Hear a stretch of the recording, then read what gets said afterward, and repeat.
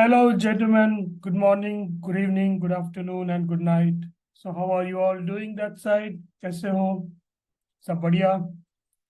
Finally, the wait is over, and the UPSC has come out with the notification. So, notification आ गया है CDS 2 2023 के लिए, starting from today. Rush to the UPSC website. UPSC website पे आप जाओ और जल्दी से जल्दी 6 जून के पहले 6 जून 5 बजे शाम के पहले आप लोग एप्लीकेशन डाल दो। ठीक है। और एप्लीकेशन डालना कैसे है? फर्स्ट टाइम अगर जा रहे हो आप एप्लीकेशन करने, एप्लीकेशन डालने, तो वहां पे OTR फॉर्म आएगी। Okay, there will be an OTR form. Yep, one moment, let me open this annotation. Yeah, so there will be an OTR form, like this is one time registration। उसके बाद फिर आप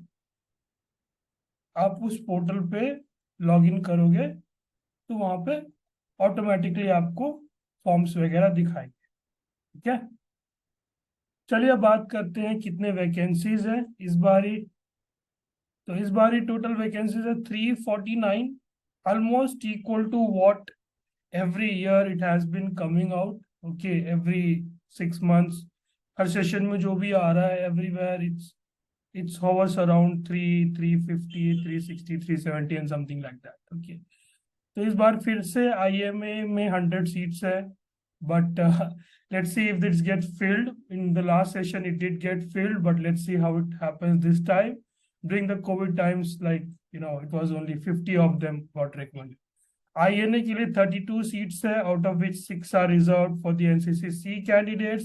AFA के लिए again 32 seats है, 3 are reserve for the NCC guys.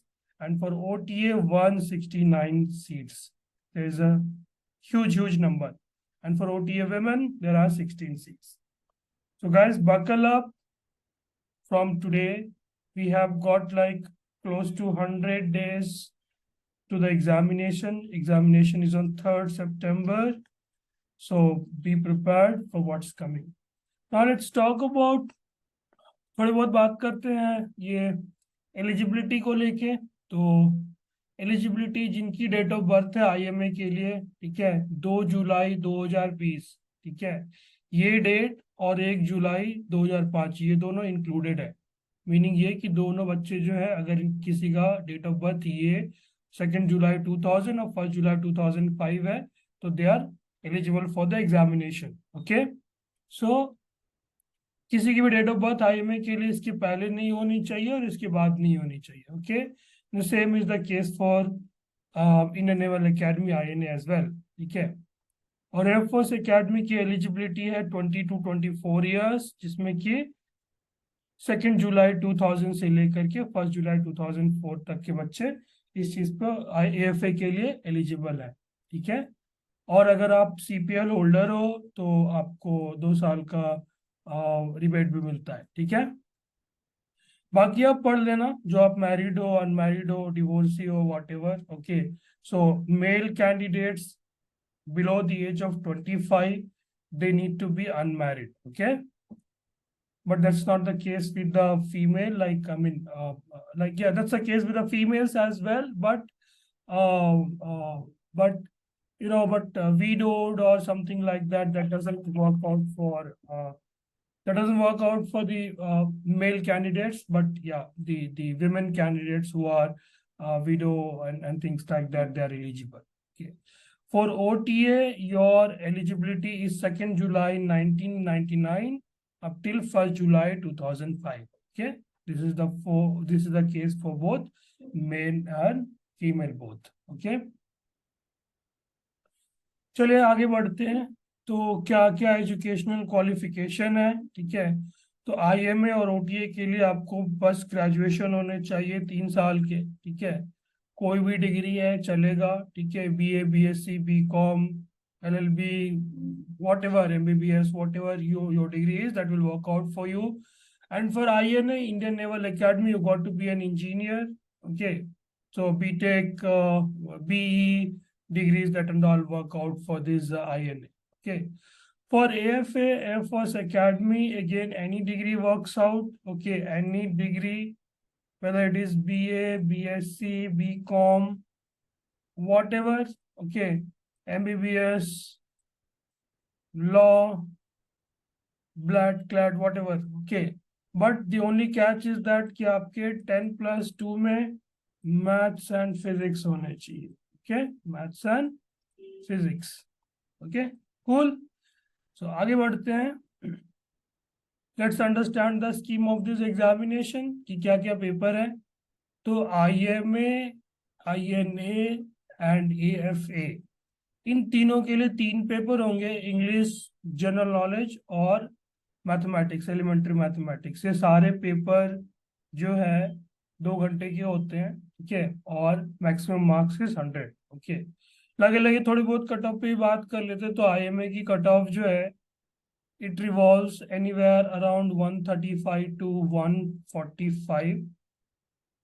Year on year, it moves around something like that, depending upon the the paper, the difficulty of the paper. Okay, INA के similarly 115 to 130 ऐसे ऐसे ऐसे कुछ रहते हैं. ठीक है, और AFA को लेकर के, if you want to crack AFA, so you got to have at least 145 plus. Okay, so these numbers are very much tentative. ये बस अभी के लिए बता रहा हूँ. ठीक है, these numbers are very much tentative. Why? Because it will depend upon many of the factors, like कितने बच्चे अपीयर कर रहे हैं पेपर को लेकर के, और कैसा डिफिकल्टी है paper, how is the difficulty of the paper.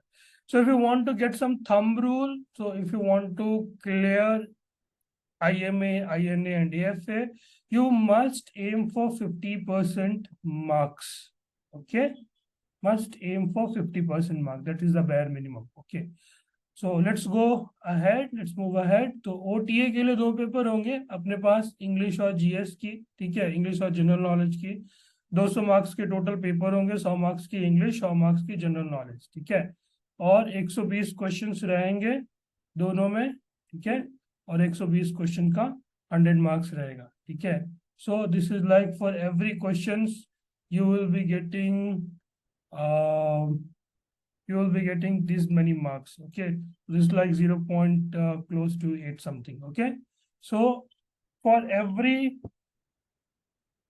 60 correct answers you will be getting 50 marks. Okay, so marking scheme is +3 -1, I mean 0.825, and the 1/3 of that will be your negative marking. Okay, so roughly talking about the OTA का cut off, तो that hovers anywhere. आज के date में cut off कम नहीं जा रहा है, so let's not have lesser expectation. ठीक है, पेपर टफ गया तो 100 के आसपास जाएगा, पेपर इजी गया तो 110 के आसपास जाएगा. ठीक है, so your cutoff for OTA will hover around 100 and 110. So be prepared to get these many marks. That means you are aiming at least 55% marks in 200 का पेपर. ठीक है, 200 के पेपर का 55% मार्क्स आते हैं, तो आपको 110 आएंगे और आप जाके फिर रिटर्न क्वालिफाई करोगे, और फिर जाओगे आप SSB में, और फाइनली फिर आप जाओगे कहाँ,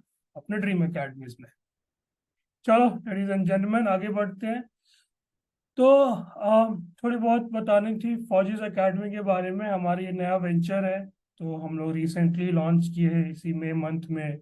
तो me and my partner in crime, our CEO and founder Aryan sir. So Aryan sir will be teaching you guys GS, and I will be teaching you guys English and mathematics. तो basically हम लोग एक free CDS crash course launch कर रहे हैं अपने YouTube channel पे, इस फौजीज एकेडमी चैनल पे. ठीक है, जहाँ पे आपको मिलेगा live and recorded PIQ solving. एक चीज मैंने जो ऑब्जर्व किया कि कोई भी कोचिंग सेंटर्स, ठीक है, वो लाइव और रिकॉर्डेड PYQ सॉल्व नहीं करते. ठीक है, वो कुछ कुछ क्वेश्चन उठा करके सॉल्व करते हैं, बट देन ये PYQ solving is not in the vogue. That's what I have observe.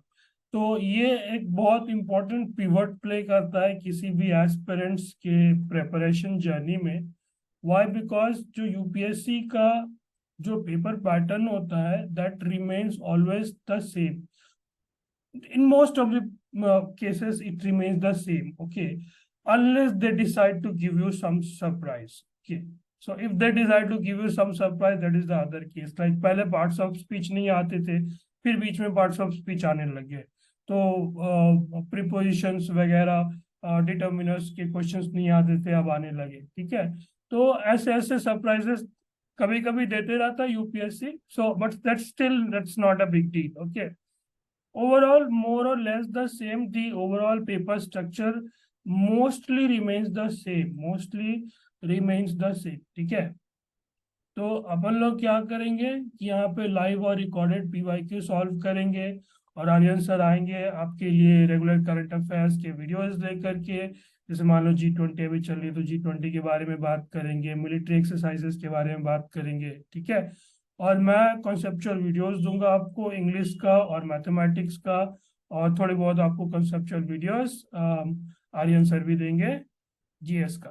ठीक है, आपको यहाँ पे रेगुलर अपडेट्स मिल जाएंगे एग्जाम को लेकर ही, क्या चल रहा है नहीं चल रहा है, पेपर आगे पीछे क्या हुआ कब है नहीं है. ठीक है, और हम लोग थोड़ी बहुत बात करेंगे पेपर स्ट्रैटेजी को भी लेकर के कि इंग्लिश में कैसे करनी है, जीएस में कैसे करना है, मैथ्स में कैसे करना है. ठीक है, तो कोई बच्चा फॉर एग्जाम्पल हमें आकर के बोलता है कि सर हमने इंग्लिश में अटेम्प्ट किया है 80 क्वेश्चन. ठीक है, और वो मतलब 80 क्वेश्चन अटेम्प्ट तो किया है, बट यार ऐसा समझो ना 120 क्वेश्चन है, आप 80 क्वेश्चन करके आ रहे हो.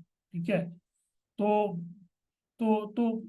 देर इज अ थोड़ा मुश्किल होता है ये रिजल्ट बनने में. क्यों? क्योंकि बेसिकली अगर आप out of 80 all of your 80s are correct, that means like 2/3 of your marks, that means like you are getting close to 67 marks. ठीक है, and now you need to cover up rest of your ground 110 तक का ground. ठीक है, with your GS marks. ठीक है, तो GS में बंदा 45 वगैरह लाता है. ठीक है, तो 67 45 तब लाता है जब बच्चा जो है बहुत अच्छा हो, ब्रिलियंट हो पढ़ने में. ठीक है, तो ये ऐसा हो नहीं पाता. ठीक है, you see what the problem over here is that हम लोग कट ऑफ के आसपास ही रिवॉल्व कर रहे हैं. ठीक है, तो हम लोग फिर बात करेंगे इसको डिटेल में कि कैसे इंग्लिश में आपको एटलीस्ट 100 प्लस अटेम्प्ट करनी है. ठीक है, 100 से 110 के बीच अटेम्प्ट करनी है. Even more than that you can go ahead. ठीक है, which basically essentially what it does is that it pushes your marks in English above 75. ठीक है, and you don't have to worry about GS. then थोड़ा आगे पीछे चला भी गया तो चलेगा. ठीक है, और फिर हम बात करेंगे थोड़ी बहुत एसएसबी टिप्स एंड ट्रिक्स को लेकर के भी कि अपनी अपनी कैसी जर्नी रही है, क्या कैसे रहा क्या रहा. ठीक है, मेरी खुद की 14 अटेम्प्ट्स रहे एसएसबी को लेकर के. ठीक है, तो विल टॉक अबाउट दोस कि क्या रहा कैसा रहा, क्या अच्छा रहा क्या बुरा रहा, कैसे ब्लंडर्स किए और क्या क्या मेमोरीज बनाए, वो सारे बातें भी बात करेंगे, और जो स्टॉक भी बात करेंगे. ठीक है जेंटलमैन, तो जो स्टॉक हमें you got to be very much buoyant for this examination because this is one time opportunity in life. Not everyone gets this opportunity to wear the uniform in their life. Okay, so if you got this opportunity, so पूरे मन से इसको भुनाओ. ठीक है, and make yourself, your parents and wherever you come from, everyone very much proud. And we at Forges Academy, we are very very excited to be a part of this journey of yours. And yeah, let's collaborate, let's make this happen for you guys. Okay, yeah, so let's call it a day for today. Okay, let's have fun and yeah, go and apply for the examination. Okay, bye, have a nice day.